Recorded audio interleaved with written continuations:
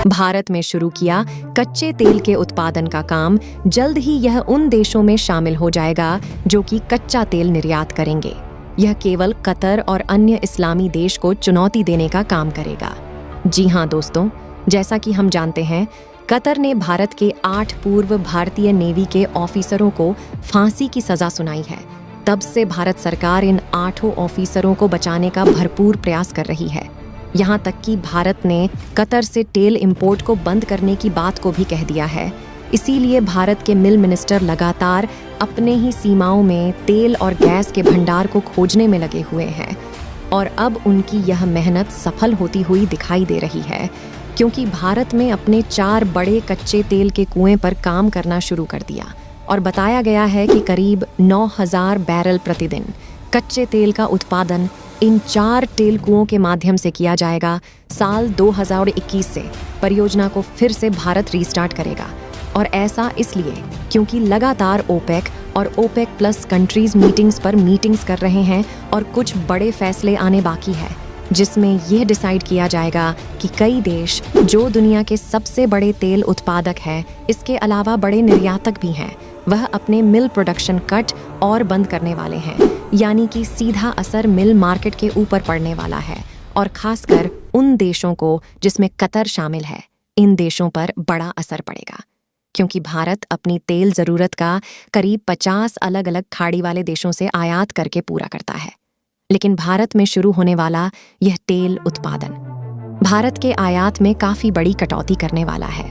पूरी डेवलपमेंट क्या है, इस वीडियो में समझते हैं। भारत जिस तरह से कतर को गैस और तेल के घमंड का सबक सिखाने वाला है, इसके लिए वीडियो को एक लाइक ज़रूर करें। साथ ही और भी ऐसी ही नॉलेज वीडियो पाने के लिए चैनल को सब्सक्राइब ज़रूर करें।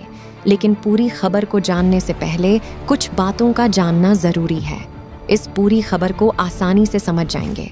दोस्तों, कल ही ऑर्गेनाइजेशन को ऑपरेशन की इम्पॉर्टेंट मीटिंग कराई गई है, जहां पर इजराइल फिलिस्तीन के बीच में जो कॉम्प्लेक्स शुरू हुआ है, इसे किसी तरीके से कंट्रोल करने के लिए अब भारत भी कई इम्पॉर्टेंट डिसीजन ले सकता है, जिससे इजराइल के ऊपर प्रेशर क्रिएट किया जा सके और इसमें मिल प्रोडक्शन कट करना और मिल मार्केट को फ्लक्चुएट करना सबसे बड़ा फैसला माना जा रहा है। और सही मायने में देखा जाए तो इन चीज़ों को कंट्रोल करने के लिए और कोई भी रास्ता नहीं है और भारत के इस समय सबसे बड़े मिल पार्टनर रसिया का झुकाव भी काफ़ी हद तक फिलिस्तीन की तरफ था, जबकि इजराइल को सपोर्ट यूनाइटेड स्टेट कर रहा था। यूनाइटेड स्टेट और रूस का किस तरह का टकराव है, यह आप भी जानते हैं। लेकिन कन्फ्लिक्ट किसी भी देश के बीच नहीं है, क्योंकि हमारी इकोनॉमी का काफ़ी बड़ा हिस्सा मिल पर ही डिपेंडेंट है। दोस्तों, खबर यह है कि भारत की दिग्गज कंपनी प्रोजेक्ट को रीस्टार्ट कर रही है, जो कि करीब $5 बिलियन का है और यह एक डीप वाटर प्रोजेक्ट है, जहां पर ONGC कृष्णा गोदावरी बेसिन यानी कि बे ऑफ बंगाल के अंदर अपने इस मिल प्रोजेक्ट शुरू करने जा रही है, जहां पर ONGC की रिपोर्ट के मुताबिक इस एरिया के अंदर 3 से 4 तेल हुए हैं और यहीं पर ONGC अपने इस प्रोजेक्ट को रीस्टार्ट कर रही है। साथ ही यहाँ से करीब 8000 से 9000 बैरल प्रतिदिन कच्चे तेल का प्रोडक्शन किया जाएगा। लेकिन जिस एरिया में ONGC अपने काम को शुरू कर रही है, इससे पहले रिलायंस ने भी यहाँ पर काम शुरू किया था, लेकिन यह एक बहुत ही डीप वाटर एरिया जहाँ पर बहुत ज़्यादा रिस्क लेकर के कंपनी काम करती है और इसीलिए ONGC का कहना है कि हम वह गलतियाँ नहीं दोहराने वाले हैं जो कि रिलायंस ने की थी। वहीं इस मील फील्ड पर काम करने के लिए ONGC ने अमाउंट ऑफ स्टेनलिन के साथ में पार्टनरशिप कर रखी है, जिनके पास मिल को प्रोड्यूस करने का काफ़ी ज़्यादा एक्सपीरियंस है। साथ ही ONGC ने एक और कंपनी के साथ में पार्टनरशिप कर ली है, जो कि बड़े लेवल पर फ्लोटिंग प्रोडक्शन टेक्नोलॉजी का इस्तेमाल करते हुए अत्यधिक मात्रा में तेलों का उत्पादन पर काफ़ी ज़्यादा डीप वाटर में मिल पर काम करना होगा और ये कंपनी स्टोरेज और ऑफ रोडिंग इन सभी चीज़ों को मैनेज करने का काम करती है।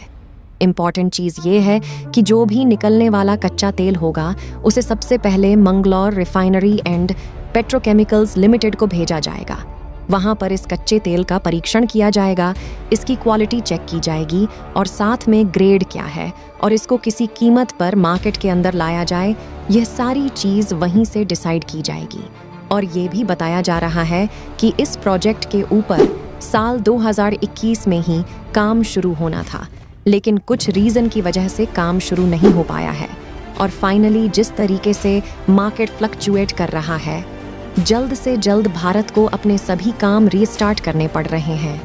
दोस्तों, अगर आप दो देशों के बीच तेल इंपोर्ट और एक्सपोर्ट की पावर को सही मायने में जानना चाहते हैं, तो हम आपको बताना चाहते हैं कि भारत जल्द ही उन देशों में सम्मिलित होने जा रहा है जहां से तेल का इंपोर्ट होने वाला होगा। जी हाँ दोस्तों, अपनी स्वदेश में उपस्थित कर कुएं के तेल को दोबारा से स्टार्ट करने जा रहा है। इसके उपलक्ष्य में भारत का यह निर्माण पूरे विश्व में प्रचलित हो गया है कि भारत अब कच्चे तेल का निर्यात अन्य देशों की तरह करेगा, जबकि सबसे बड़ा प्रॉब्लम कतर को, क्योंकि भारत ही एकमात्र ऐसा देश है जो कि कतार से सबसे अत्यधिक मात्रा में गैस और कच्चे तेल का आयात करता है। सर्च ऑपरेशन भारत में शुरू हो गया है, तनाव बढ़ता ही जा रहा है।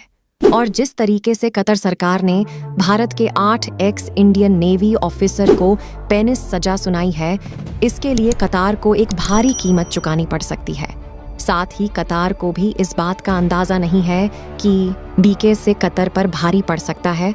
और हम आपको यकीन दिलाते हैं कि भारत के पास कुछ ऐसे मल्टीपल तकनीक है जिससे भारत कर्नाटक साल पहले ही कतर का साथ देना छोड़ दिया है, और अब इस लिस्ट में भारत भी शामिल होने जा रहा है।